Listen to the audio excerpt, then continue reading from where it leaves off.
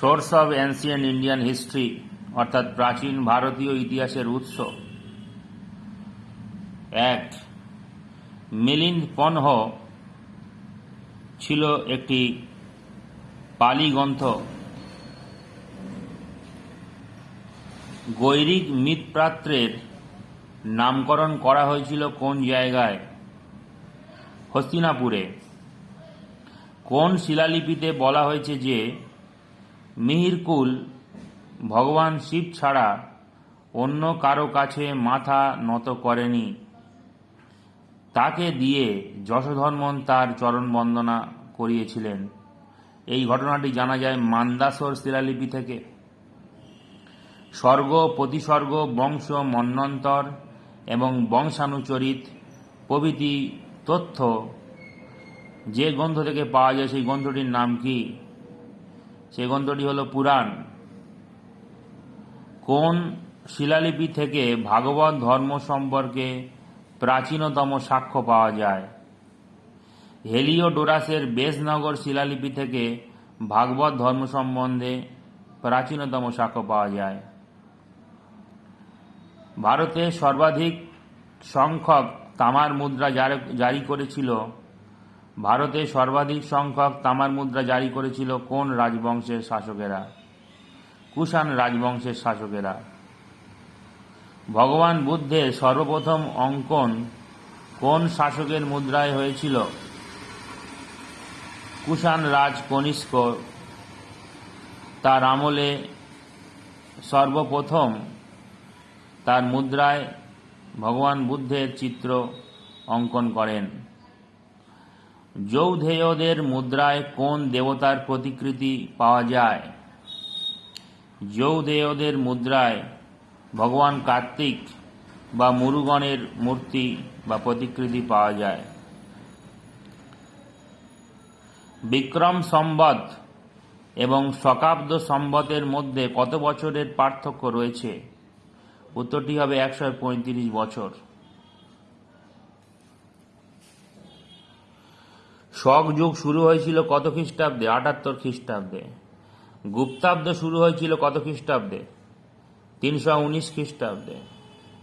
এবং ভারতবর্ষে মুসলিম শাসনের সূচনা হয়েছিল কবে থেকে? 1192 খ্রিস্টাব্দে তরাইনের দ্বিতীয় যুদ্ধের পর, যবে তৃতীয় পৃথ্বীরাজ চৌহান তরাইনের দ্বিতীয় যুদ্ধে পরাজিত হলেন মোহাম্মদ ঘুরির কাছে। তবে থেকে ভারতবর্ষে মুসলিম শাসনের সূচনা হল। সংস্কৃত কবি ও নাট্যকার কালিদাসের উল্লেখ কোন শিলালিপি থেকে জানা যায়? দ্বিতীয় পুলকেশীর আইহোল শিলালিপি থেকে সংস্কৃত কবি ও নাট্যকার কালিদাসের উল্লেখ পাওয়া যায়।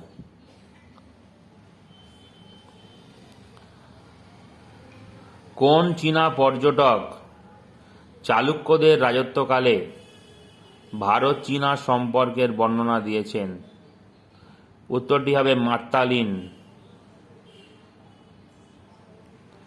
ভার্বির লেখা গ্রন্থের নাম কি?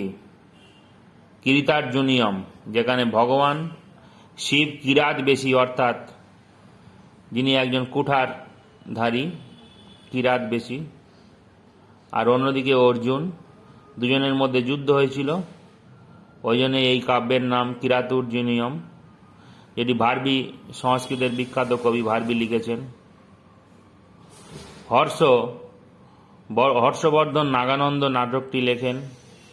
কালিদাস মালবিকাগ্নি নাটকটি লিখছেন এবং রাজশেখর কর্পূর মঞ্জরি নাটকটি লেখেন। রাজতরঙ্গিনীর লেখক কলহনের সমকালীন শাসক কে ছিলেন? রাজতরঙ্গিনীর লেখক কলহনের সমকালীন শাসক কে ছিলেন? উত্তরটি হবে জয়সিংহ। কলহনের রাজতরঙ্গিনীতে মোট কয়টি অধ্যায় আছে? 8টি অধ্যায় আছে। কলহনের রাজতরঙ্গিনীর লেখাটা কলহন সম্পূর্ণ করে যেতে পারেননি, কিন্তু তার মৃত্যুর পর এই লেখাটাকে এগিয়ে নিয়ে গিয়েছিলেন বা সম্পূর্ণ করার দিকে এগিয়ে নিয়ে গিয়েছিলেন তিনি হলেন জোনরাজ এবং শ্রীবর। এরা দুজন কলহনের রাজতরঙ্গিনীর লেখা এগিয়ে নিয়ে যান।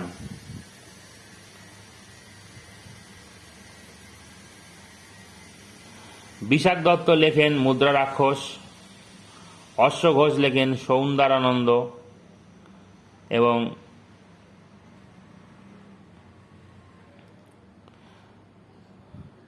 ভারতের প্রথম আইন প্রণেতা কাকে বলা হয়? মনুকে বলা হয়। পরের কোশ্চেন,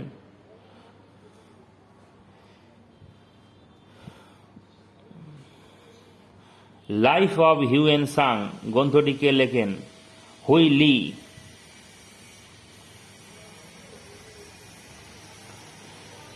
হিস্টোরিক্যাল ফিলিপিক্যাল গ্রন্থটি কে লেখেন? পাম্পেইস ট্রোগাস। দি হিস্টোরিস বইটি কে লেখেন? হেরোডোটাস। পরের কোশ্চেন, মহাভারতের তেলেগু সংস্করণ কে করেন? নেন্নয়া। উত্তর হবে নেন্নয়া। সমসাময়িক সমাজের ধর্মদ্রোহিতা ও দুর্নীতি প্রকাশের জন্য কে অনেক বই লিখেছিলেন? ক্ষেমেন্দ্র। উত্তরটি হবে ক্ষেমেন্দ্র। কে প্রথম আমাদের দেশকে ইন্ডিয়া বলে সম্বোধন করেছিলেন? ঐতিহাসিক হেরোডোটাস সর্বপ্রথম আমাদের দেশকে, ভারতবর্ষকে ইন্ডিয়া বলে সম্বোধন করেন। প্রাপ্তি স্থান থেকে সংকেত মেলে এমন বেন্ট বার ধরনের মুদ্রা কোন জায়গায় প্রচলিত ছিল? গান্ধার নামক অঞ্চলে।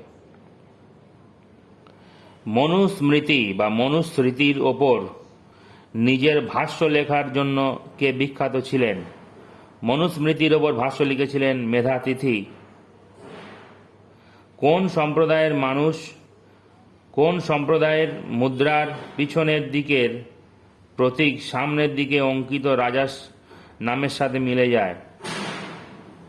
নিম্নলিখিত কোন সম্প্রদায়ের মুদ্রার পিছনের দিকের প্রতীক সামনের দিকে অঙ্কিত রাজার নামের সাথে মিলে যায়? পাঞ্চাল।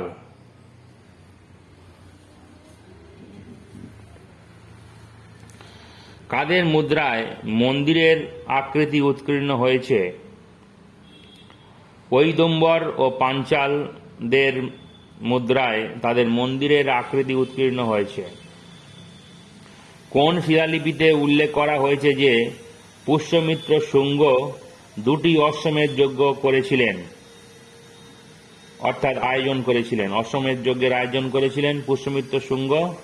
সেটি জানা যাচ্ছে ধনদেবের অযোধ্যা শিলালিপি থেকে। এই ধনদেবের অযোধ্যা শিলালিপি থেকে পুষ্যমিত্র শুঙ্গ যে দুটি অশ্বমেধ যজ্ঞ করেছিলেন তার পরিচয় পাওয়া যায়। মার্কো পোলো কোনো জিনিস আমদানির ফলে ভারতীয় মুদ্রার ক্ষতির অর্থাৎ অপব্যয়ের জন্য দুঃখ প্রকাশ করেছিলেন। মার্কো পোলো কোন জিনিস আমদানির ফলে ভারতীয় মুদ্রার ক্ষতির জন্য দুঃখ প্রকাশ করেছিলেন? ভারত বিদেশ থেকে প্রচুর দাম দিয়ে ঘোড়া কিনত। এই ঘোড়া কেনার জন্য ভারতের প্রচুর অর্থ ক্ষতি হয়, এটা মার্কো পোলো তার লেখায় লিখেছেন বা উল্লেখ করেছেন। হিউয়েন সাং বৌদ্ধ ধর্মগ্রন্থের সন্ধানে কাশ্মীরে 2 বছর কাটিয়েছিলেন।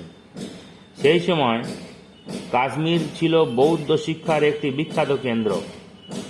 এখানে ব্যাখ্যা, এখানে বিবৃতি এবং যুক্তি, অ্যাসারশন এবং রিজনিং দুটোই সত্য এবং এ হল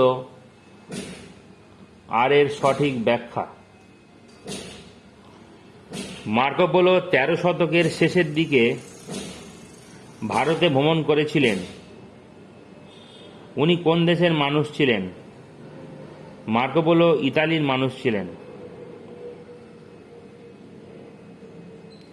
মৃচ্ছকটিক গ্রন্থটি কে লিখেছেন? শূদ্রক। নাগানন্দ নাটকটি কে লেখেন? হর্ষ। মুদ্রা রাক্ষস কে লেখেন? বিশাখ দত্ত। জোনরাজ তার রাজতরঙ্গিনীতে কলহনের বিবরণকে কতটা এগিয়ে নিয়ে গিয়েছিলেন?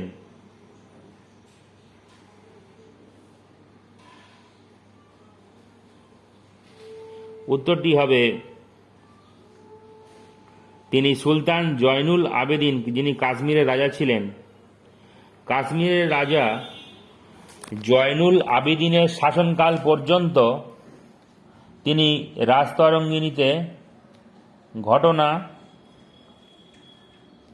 রাজনৈতিক, সামাজিক, অর্থনৈতিক ঘটনা লিপিবদ্ধ করেন। তার মানে রাজতরঙ্গিনীতে কলহন যত পর্যন্ত ইতিহাসটা লিখেছিলেন, ঠিক তারপর থেকে জোনরাজ এবং শ্রীবর এরা দুজনে লেখা শুরু করেছিলেন, এবং তারা তাদের লেখাটা ততদূর পর্যন্ত চালিয়েছিলেন যতদূর পর্যন্ত সুলতান জয়নুল আবেদিন শাসন কার্য করেছেন কাশ্মীরে, ততক্ষণ পর্যন্ত বা তত সময়কাল পর্যন্ত ঘটনা রাজতরঙ্গিনীতে পাওয়া যায়। সেই কৃতিত্ব কিন্তু জোনরাজের।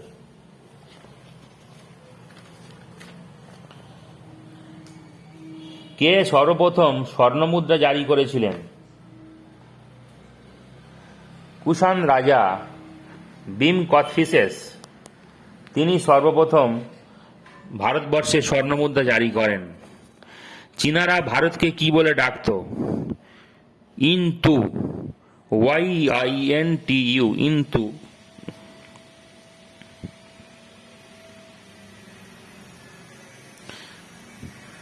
ভারতবর্ষের কয়েকটি প্রাচীন রাজবংশের নাম লেখো যাদের কোনো মুদ্রা এখনো পর্যন্ত পাওয়া যায়নি। এ দুটি রাজবংশ হল ঔলিকার এবং শুঙ্গ। এদের কোনো মুদ্রা আজ পর্যন্ত পাওয়া যায়নি।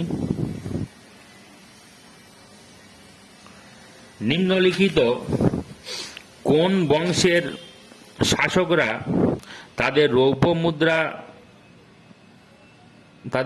মুদ্রা যে ছাপিয়েছিলেন, সেখানে তারা তারিখ উৎকীর্ণ করেছিলেন? কোন রাজবংশের শাসকরা তাদের রৌপ্য মুদ্রায় সময়কাল বা তারিখ উৎকীর্ণ করেন? উত্তরটি হবে পশ্চিম ক্ষত্রপ অর্থাৎ কর্দমক শক রাজারা তাদের রৌপ্য মুদ্রায় সময় বা তারিখ উৎকীর্ণ করেছিলেন। ভাগীলয়ের মুদ্রা পাওয়া গিয়েছে কোন জায়গা থেকে?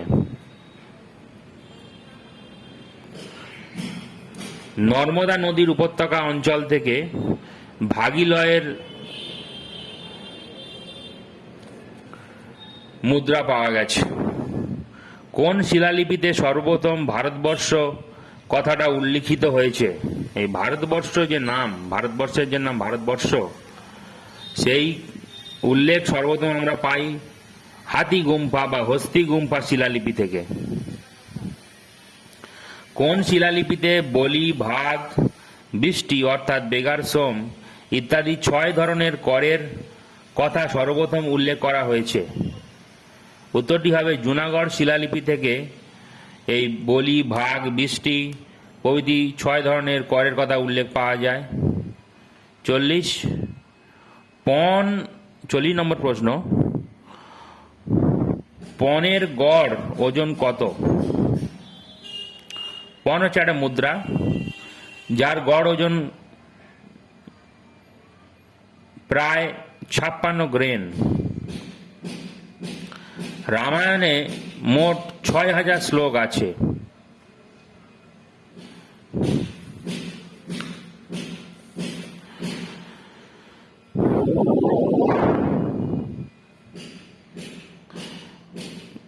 যা আছে ভারতে তাই আছে মহাভারতে।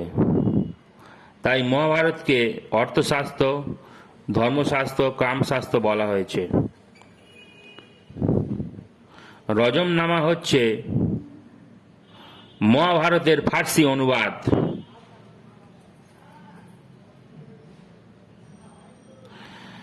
কে সর্বপ্রথম গদ্যে স্মৃতিশাস্ত্র রচনা করেন? প্রথম গদ্যে রচিত প্রথম স্মৃতিশাস্ত্র কোনটি? বিষ্ণু স্মৃতিশাস্ত্র।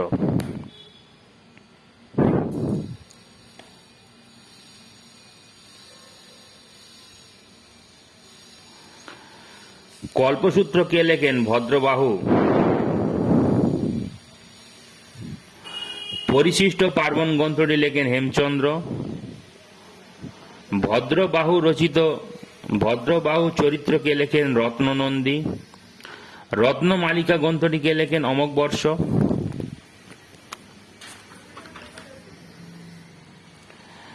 রাজতরঙ্গিনী হচ্ছে একটি ঐতিহাসিক গ্রন্থ।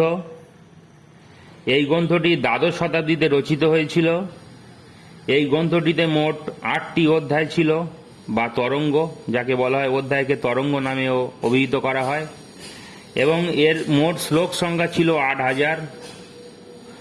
জোন রাজা এবং শ্রীবর রাজতরঙ্গিনীর বিস্তার ঘটিয়েছিলেন, যেটি কলহন রচনা শুরু করেছিলেন এবং বিস্তার ঘটিয়েছিলেন, বা তার লেখনীটা আরও বিস্তৃতি হয়েছিল এই শ্রীবর এবং জোন রাজের হাত ধরে। কোন বই বৌদ্ধ এবং কাপালিকদের উপহাস করেছিল এবং বইটি থেকে তৎকালীন পুলিশ এবং বিচার বিভাগে ব্যাপ্ত ভ্রষ্টাচার সম্বন্ধে জানা যায়?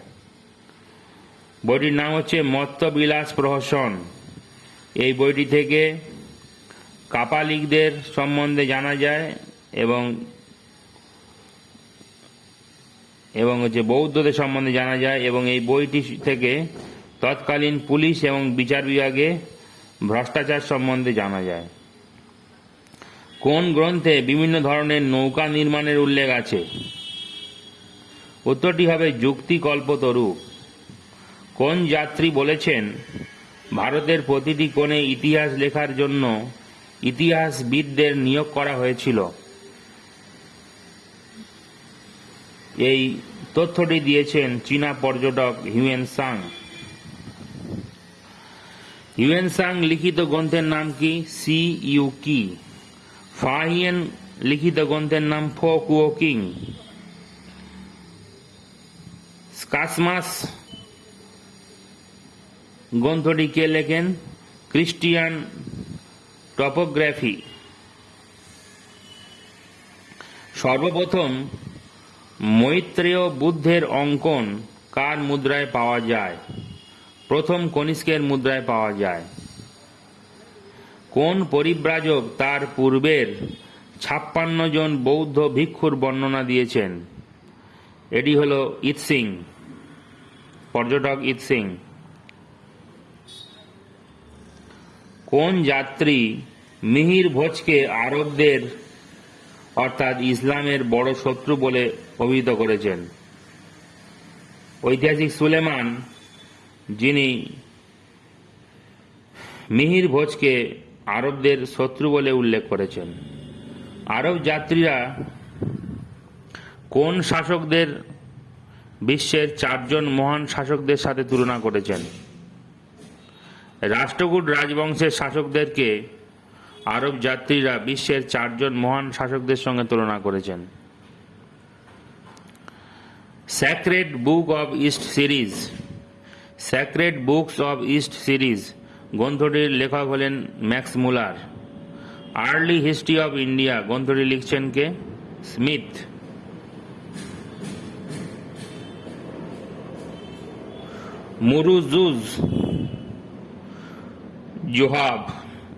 মুরুজুজ জোহাব গ্রন্থটি লেখেন আল মাসুদি।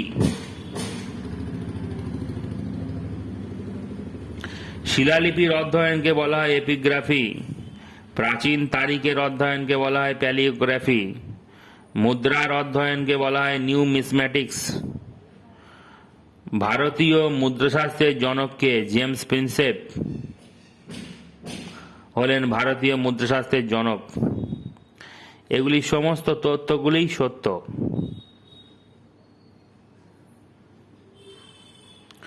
জুনাগড় শিলালিপি চম্পু শৈলীতে, জুনাগড় শিলালিপির চম্পু শৈলীতে এবং বিশুদ্ধ সংস্কৃত ভাষায় লেখা হয়েছে। জুনাগড় শিলালিপি চম্পু শৈলীতে এবং বিশুদ্ধ সংস্কৃত ভাষায় লেখা হয়েছে, এই তথ্যটি সত্য। বিদিশা থেকে প্রাপ্ত গ্রিক রাজদূত হেলিওডোরাসের গরুড় স্তম্ভলিপি ছিল ভাগবত ধর্মের প্রথম শিলালিপিগত সাক্ষ্য। এই তথ্যটিও সত্য। ছত্তিশগড়ের মলহার থেকে বিষ্ণুর প্রাচীনতম মূর্তি পাওয়া গিয়েছে। এগুলো সত্য।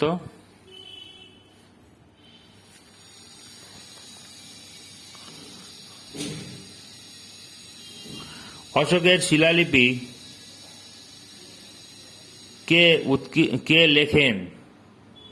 চাপড়। যশোধর্মনের মান্দাসর শিলালিপি কে লেখেন?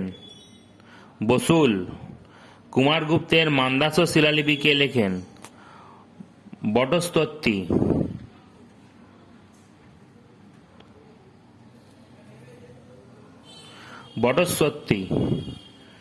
আইহোল শিলালিপি কে লেখেন? রবিকীর্তি। এখানে আমাদের সবগুলোই জানা নয়, শুধুমাত্র আইহোল শিলালিপিটা আমরা জানতাম যে রবিকীর্তি লিখছেন, কিন্তু অশোকের শিলালিপি লিখছেন চাপড়, যশোধর্মনের মান্দাসর শিলালিপি লিখছেন বসুল এবং কুমারগুপ্তের মান্দাসর শিলালিপি লিখছেন বটস্তত্ত্বী। বট দন্তে শয়বয় তয় তয় হস্যই, বটস্তত্ত্বী। কলচুরি শাসক গাঙ্গেয় দেব বিক্রমাদিত্যের মুদ্রায় কোন দেবীর ছবি অঙ্কন করেছিলেন? কলচুরি শাসক গাঙ্গেয় দেব বিক্রমাদিত্যের মুদ্রায় কোন দেবীর ছবি অঙ্কন মেলে? উত্তরটি হবে লক্ষ্মী। মুদ্রার সামনে দেওয়া রাজার নামের অনুরূপ পিছনে একটি দেবতার অঙ্কন কোন রাজবংশের মুদ্রার বৈশিষ্ট্য ছিল? এটি হলো পাঞ্চাল রাজবংশ।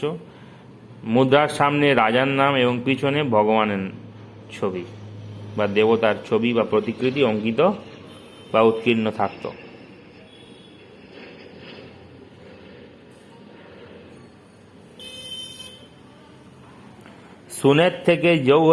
সুনের থেকে যৌধেয়দের মুদ্রা পাওয়া যায়।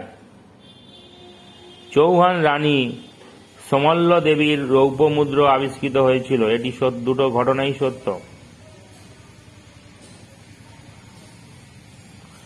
বিশল প্রিয় ছিল মিহির ভোজ দ্বারা জারি করা মুদ্রা।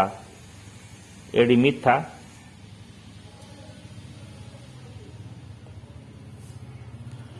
সর্বপ্রথম উমা পাশুপত ধর্ম এবং হরিহরের আদি রূপের অঙ্কন কোন শাসকের মুদ্রায় পাওয়া যায়? উত্তরটি হবে হুবিস্ক। শিব পার্বতীর অঙ্কন কোন শাসকের মুদ্রায় পাওয়া গেছে? হর্ষবর্ধনের মুদ্রায় পাওয়া গেছে।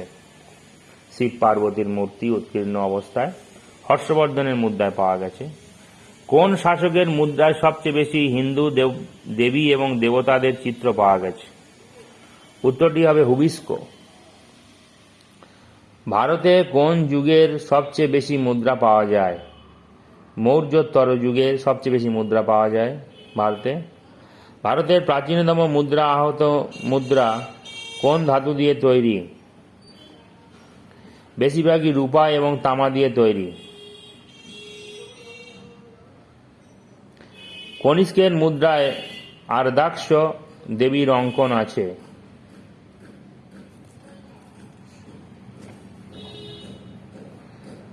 ধবলেশ্বরম থেকে চোল মুদ্রার স্তূপ আবিষ্কৃত হয়েছে।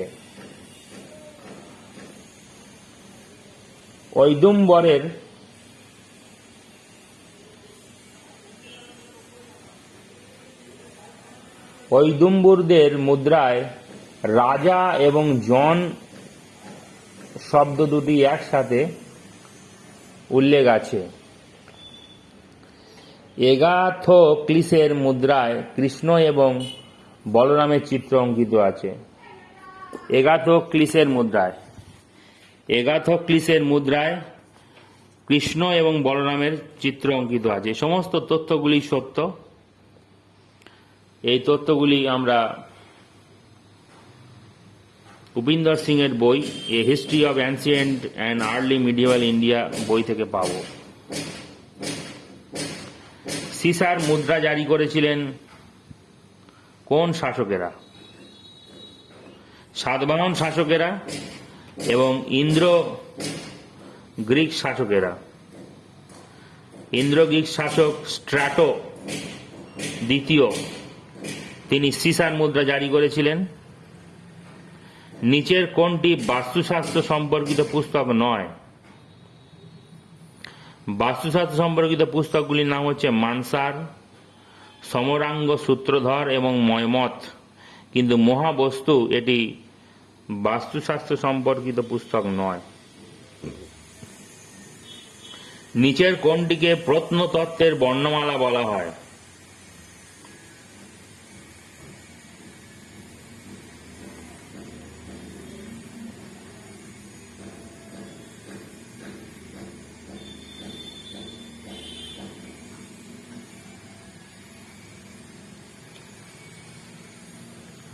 মৃৎপাত্রকে প্রত্নতত্ত্বের বর্ণমালা বলা হয়।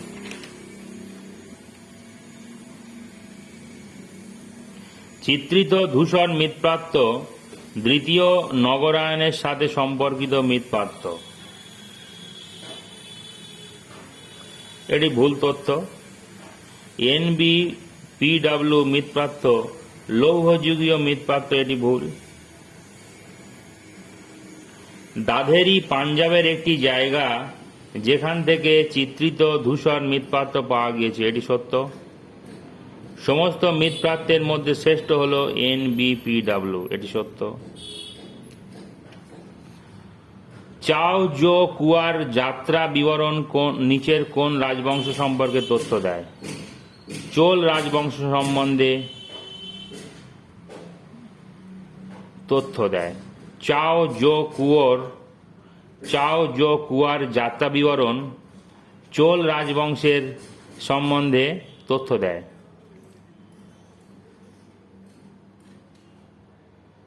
গুপ্তাব্দের সর্বপ্রথম ব্যবহার হয়েছে প্রয়াগ প্রশস্তিতে, তথ্যটি ভুল। গুপ্তাব্দ এবং বল্লবী সাল হল অভিন্ন, এটি ঠিক, এটি উত্তরটি ঠিক। লক্ষণাব্দের প্রচলন ছিল কাশ্মীরে, এটি তথ্যটি ভুল। কোল্লম সালে শুরু হয় 825 খ্রিস্টাব্দ থেকে।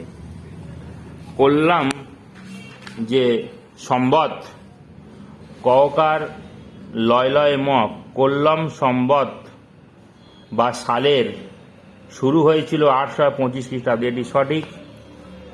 এবং গুপ্তাব্দ এবং বল্লবী সাল ছিল প্রায় অভিন্ন। কোন গুপ্ত রাজা 56 গুপ্তাব্দে সিংহাসনে আরোহণ করেন? দ্বিতীয় চন্দ্রগুপ্ত 56 গুপ্তাব্দে সিংহাসনে আরোহণ করেছিলেন। রুদ্রদামনের জুনাগড় শিলালিপিটির সময়কাল হল 150 খ্রিস্টাব্দ। এটি শকাব্দ অনুসারে কত শকাব্দ হবে? উত্তরটি হবে 72 শকাব্দ। দীর্ঘ সময়ের পর কে পুনরায় স্বর্ণমুদ্রা চালু করেছিলেন? গাঙ্গেয় দেব। কার শিলালিপিতে জলকরের স্বাক্ষর পাওয়া যায়, অর্থাৎ তুরস্ক দণ্ড? গাহড়বালদের শিলালিপিতে জলকর অর্থাৎ তুরস্ক দণ্ডের সাক্ষ্য পাওয়া যায়। ব্রজসূচি গ্রন্থের লেখক কে ছিলেন, যে গ্রন্থটি বর্ণপ্রথা নিয়ে গভীরভাবে আলোচনা করেছিল? এই ব্রজসূচি গ্রন্থের লেখক হলেন অশ্ব ঘোষ। নিচের কোন বৌদ্ধ গ্রন্থে বিভিন্ন প্রাচীন লিপির উল্লেখ আছে? এই ভারতের বিভিন্ন প্রাচীন লিপি সম্বন্ধে উল্লেখ বৌদ্ধ গ্রন্থ ললিত বিস্তার থেকে জানা যায়। তালগুণ্ড এবং হরহা প্রশস্তির রচয়িতা ছিলেন কে? কুব্জ এবং রবি শান্তি। কোনটি প্রস্থানত্রয়ীতে অন্তর্ভুক্ত নয়? কোনটি প্রস্থানত্রয়ীতে অন্তর্ভুক্ত নয়? মনুস্মৃতি গ্রন্থ প্রস্থানত্রয়ীতে অন্তর্ভুক্ত নয়। সেই প্রাচীন স্থানের নাম কি যেখানে 60,000 ঋষিদের সমাবেশে সমগ্র মহাভারত পাঠ হয়েছিল? স্থানটি হচ্ছে নৈমিষারণ্য। 1121 খ্রিস্টাব্দের একটি শিলালিপিতে একটি আয়ুর্বেদিক সংস্থার উল্লেখ রয়েছে, যেখানে চরক সংহিতা এবং বাগভট্টের অষ্টাঙ্গ হৃদয় পড়ানো হতো। এই স্থানটি কোথায়? এই স্থানটি হল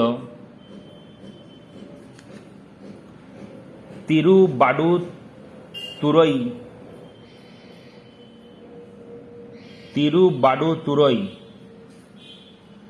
আরব পরিব্রাজক সুলেমানের নিম্নোক্ত কথাটি বিবেচনা করো। তিনি 852 খ্রিস্টাব্দে ভারতে আসেন।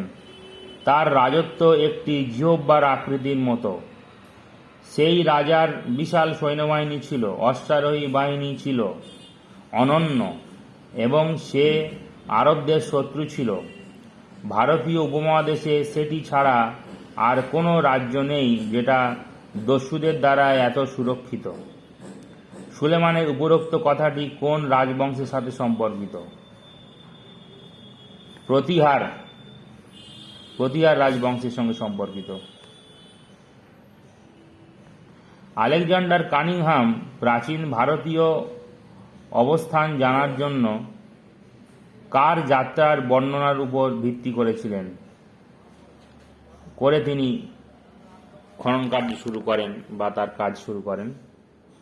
হিউয়েনসাংয়ের লেখার উপর ভিত্তি করে, বা হিউয়েনসাংয়ের যাত্রা বিবরণীর উপর লেখার উপর ভিত্তি করে তিনি তার কাজকর্ম করেন প্রাচীন ভারতের বিভিন্ন অবস্থান সম্বন্ধে জানার জন্য, কোথায় কোন জায়গা আছে সেটা জানার জন্য। রামভা মঞ্জরি নাটকের লেখক কে ছিলেন? ন্যায়চন্দ্র। গণিতের পুস্তক লীলাবতী গ্রন্থটি কে লেখেন? ভাস্করাচার্য। মহান জৈন পণ্ডিত হেমচন্দ্র কার সভা অলঙ্কিত করতেন? কুমার পালের সভা অলঙ্কিত করতেন। হেমচন্দ্র কার সভা অলঙ্কিত করতেন? জৈন পণ্ডিত কুমার পাল, রাজা কুমার পালের সভা অলঙ্কিত করতেন। নিচের মধ্যে কার একটি নতুন সাল চালু করার কৃতিত্ব রয়েছে? লক্ষণ সেনের, লক্ষণাব্দ। রাজপুত বংশের কোন রাজা মসজিদ নির্মাণের জন্য 1 লক্ষ বলিতরা মুদ্রা দান করেছিলেন? জয়সিংহ সিদ্ধরাজ। তিনি রাজপুত রাজা হয়েও মসজিদ নির্মাণের জন্য 1 লক্ষ বলিতরা মুদ্রা দান করেন। প্রাকৃত গ্রন্থ গৌড়বাহতে কোন শাসকের কথা উল্লেখ আছে বা বর্ণিত আছে? রাজা যশোবর্মনের কথা উল্লেখ আছে।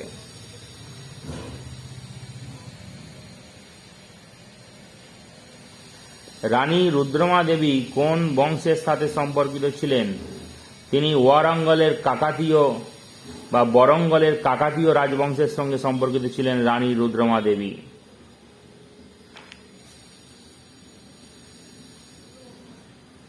কে বলেছিলেন যে ইতিহাস হলো ঐতিহাসিক যুগ এবং তথ্যের মধ্যে অন্তর্ক্রিয়ার একটি অবিচ্ছিন্ন প্রক্রিয়া তথা বর্তমান এবং অতীতের মধ্যে একটি অবিরাম সংলাপ? এই কথাটি বলেন ঐতিহাসিক E.H. কার। ভারতীয় ইতিহাসের ব্যাখ্যায় মার্ক্সবাদী দৃষ্টিকোণের সূচনা কে শুরু করেছিলেন? উত্তরটি হবে D.D. কোসাম্বি। রামচরিত কে লিখেছিলেন? সন্ধ্যাকর নন্দী।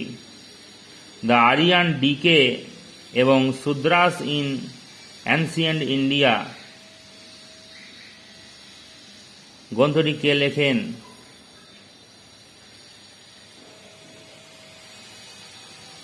গ্রন্থটি লেখেন R.S. Sharma. The Aryan decay and Shudras in ancient India গ্রন্থটি লিখছেন R.S. শর্মা, রামশরণ শর্মা। কাব্যালঙ্কার কে লিখেছেন? ভামা বা বামন। ভাগবত গীতা মহাভারতের কোন পর্বের অংশ?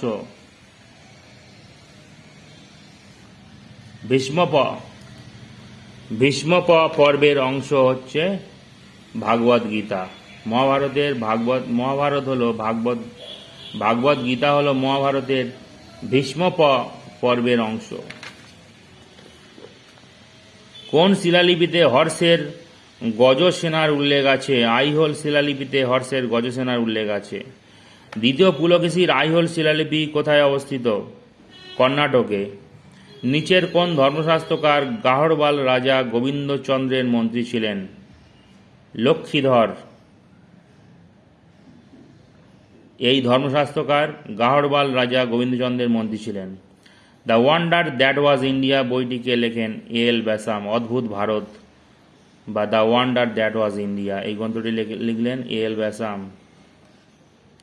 গাহড়বাল রাজা গোবিন্দচন্দ্রের মন্ত্রী লক্ষ্মীধর কোন বইটি লিখেছেন? গ্রন্থটির নাম হল কৃত্যকল্পতরু।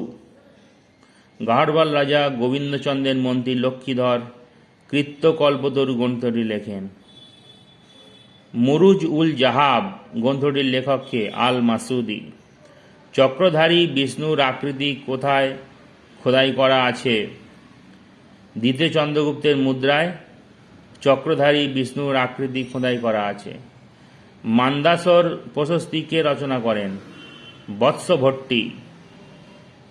কোন স্থানে খননের ফলে 274টি প্রাচীন মোহর বা সিলমোহর আবিষ্কৃত হয়েছে? বসাড়। বদ অন্ত্যেশ্বরকার ডয়শূন্য র। বসাড় অঞ্চলে প্রাচীন যুগের 274টি প্রাচীন মোহর বা সিলমোহর আবিষ্কৃত হয়েছে। মহাভারতে উল্লিখিত কিছু স্থানকে প্রত্নতাত্ত্বিক স্থানের সাথে সমান করে দেখেছেন কে? ঐতিহাসিক বিবি লাল, যিনি মহাভারতে উল্লিখিত স্থানকে প্রত্নতাত্ত্বিক স্থানের সাথে সমান করে দেখেছেন। নিম্নলিখিত বৌদ্ধ গ্রন্থগুলির মধ্যে কোনটি রাজ্যের উৎপত্তির সামাজিক প্রেক্ষাপটের তত্ত্বের সাথে সম্পর্কিত? দীর্ঘনিকায় বা দীঘনিকায়। হরিভদ্রসূরির সমরাদিত্য কথা কোন সম্প্রদায়ের সঙ্গে সম্পর্কিত? জৈন সম্প্রদায়ের সঙ্গে সম্পর্কিত। হরিভদ্রসূরি, বিজয়সূরি, হরিভদ্রসূরি এগুলো সব জৈন আচার্যের নাম। নিচের গ্রন্থটি ল্যাটিন ভাষায় লেখা হয়েছে। নিচের কোন গ্রন্থটি ল্যাটিন ভাষায় লেখা হয়েছে? ন্যাচারাল হিস্টোরিক নামক গ্রন্থটি ল্যাটিন ভাষায় লেখা হয়েছে।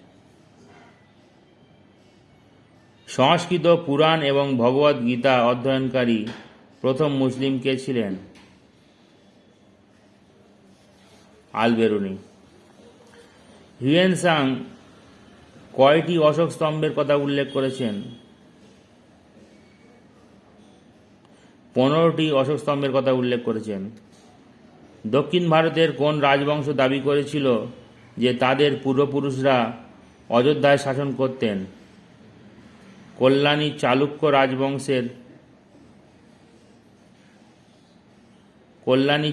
রাজবংশ যা দক্ষিণ ভারতে অবস্থিত ছিল, এরা দাবি করেছিল যে তাদের পূর্বপুরুষরা অযোধ্যায় শাসন করতেন। কোন চীনা পর্যটক গোপনে ভারত যাত্রা করেছিলেন? উত্তরটি হবে হিউয়েন-সাং। এই পর্যন্ত নেট সেটের প্রস্তুতি এবং প্রথম ক্লাসের বিভিন্ন কোশ্চেনগুলো আলোচনা করা হলো। তোমরা এই কোশ্চেনগুলো শুনবে এবং মনে রাখার চেষ্টা করবে। ধন্যবাদ।